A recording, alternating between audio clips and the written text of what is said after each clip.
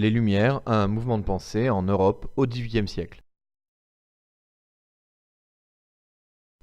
Au XVIIIe siècle naît en Europe un mouvement de pensée que l'on nomme les Lumières.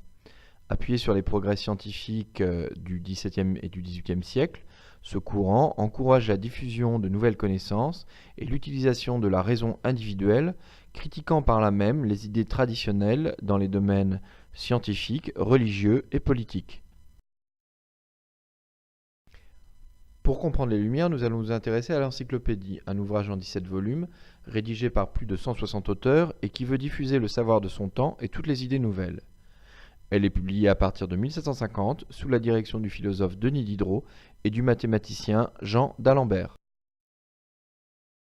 Tout d'abord, l'encyclopédie veut promouvoir la méthode scientifique.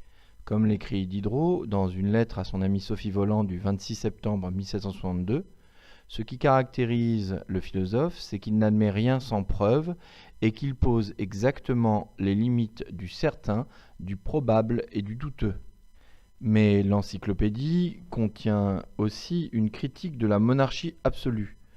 Dans son article L'autorité politique, Diderot écrit ainsi « Aucun homme n'a reçu de la nature le droit de commander aux autres, la liberté est un présent du ciel, le roi tient son autorité de ses sujets, et il ne peut donc disposer de son pouvoir et de ses sujets sans le consentement du peuple. » Enfin, la religion, et notamment la religion catholique, n'est pas épargnée, puisque l'autorité du pape, le chef de la religion catholique, est contestée par le baron d'Holbach dans son article Théocratie.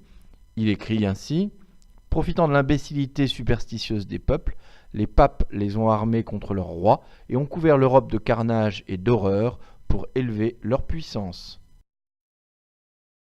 L'encyclopédie a des souscripteurs, c'est-à-dire des abonnés dans toute l'Europe.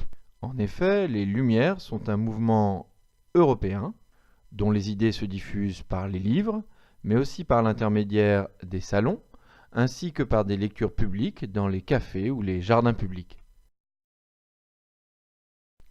Mais ces nouvelles idées rencontrent des résistances. Par exemple, le roi de France, Louis XV, va faire censurer l'encyclopédie et en interdire l'impression, en partie parce qu'elle critique la monarchie absolue.